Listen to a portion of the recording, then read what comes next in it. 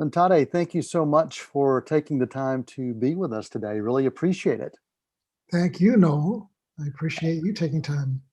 This film is so raw, it's authentic. I appreciate films that are character studies because when there are true character studies, I think you get a sense of story, you get a sense of place. And I really love to hear what similarities with this story that resonated with you. What was it about this that you said, yes, I want to be a part of this story? I think it's a classic love story for me. And in all classic love stories, there's an obstacle. And the obstacle can be distance, it can be another lover, it can be time. Yeah, Um, and all three of those are elements at play here. And they're done so well. And as a first generation American, my parents were first came here for schooling, and I was born in the States, so I could relate to being a child of two worlds, feeling at home or disconnected somehow. right. So that also spoke to me.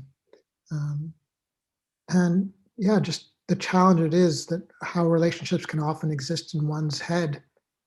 Uh, and then when reality clashes with that sort of romance, Yeah. what ensues, all of those things are really what resonated for me with the film.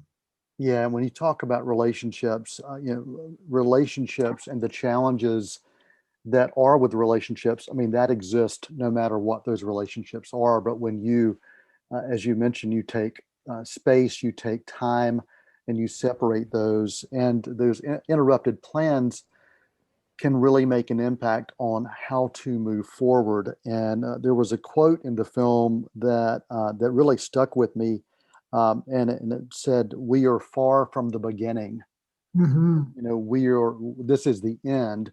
And it was the end of a certain thing, but even when you reach the end of something, it's always the beginning of Yeah. something else. And with these relationships, I really sensed that, and I love the way the story was told from three perspectives. It was Yeah. beautiful. It was beautiful.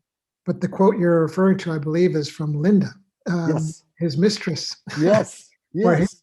he says to her, "Why can't we just be friends?" Right, right.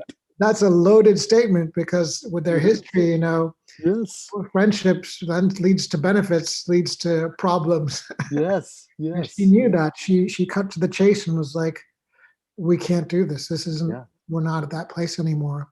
And it's a real blessing for him because I think that's also what helped him to reconnect with his family. If she had fought for him, right. it might have been a different story, Yeah, because he had a really hard time letting go of her. He held on to those sheets. He tried to discard them. They were brought back into the bedroom by the wife, yeah, and he freaks out just yeah. because of that memory. So yeah, it's really interesting just to see how hard it is to let go of a love and how hard it is to reconnect with someone. Yeah, and how do you move on when there are things like regret and shame, and even a past that you have no control over? I mean, the ultimate cost of war is not the frontline soldiers always. It Mhm. is those relationships that pay the cost, and you see that within this film, Farewell Amor. Yeah, there's a great African saying: when two elephants are fighting, it's the grass that suffers. So there's so many different Wow. stories, little blades of grass, little individual stories that are affected, and this is just one of many Yeah. that were affected by that war. Yeah. Yeah. For viewers who have not had the opportunity to see this film, Farewell Amor, why should anyone choose to watch this film from your perspective of someone who was so close to it in so many Yeah. ways?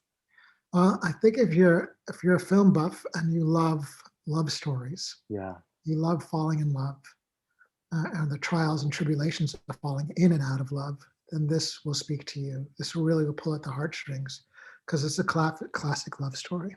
Yeah. yeah, and it's a family love story, and that's one of the things I really appreciated about this. It was a family Yeah. love story, Yeah. and you have this daughter who really has no true memories of the father, and there's nothing that's other than this is my biological father, and having to not just rediscover, but in her situation, discover a relationship, Yeah, one that she didn't really feel like she had much of a choice in the matter on. exactly. And I feel like the biggest chasm is between him and his daughter because they don't know each other.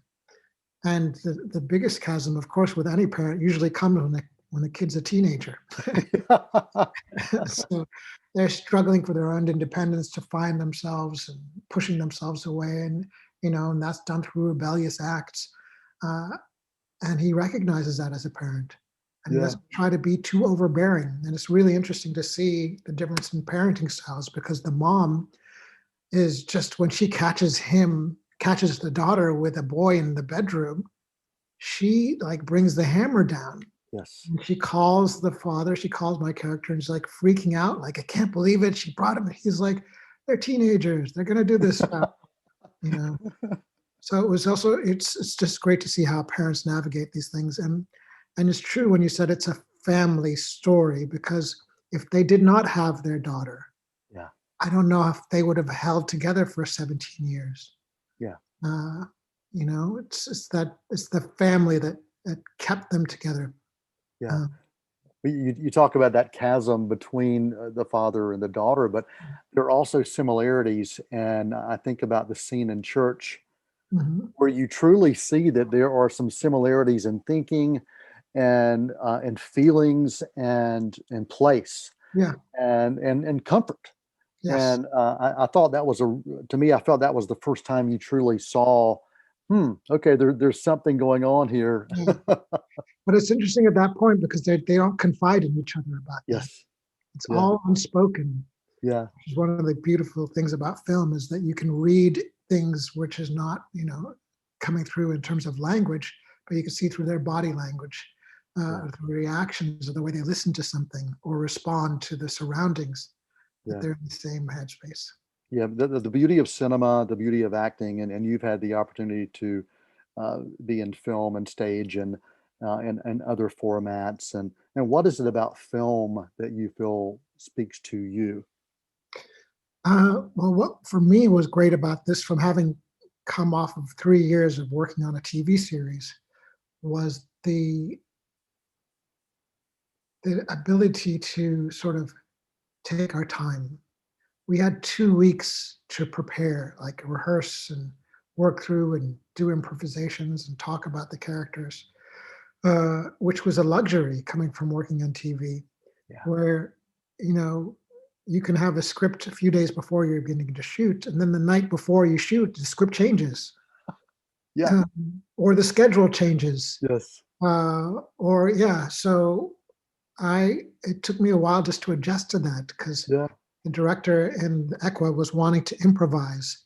And I was like, uh, let's just talk about the script. There's other things in the script that I want to talk about. We don't need to improvise about the before the movie existed.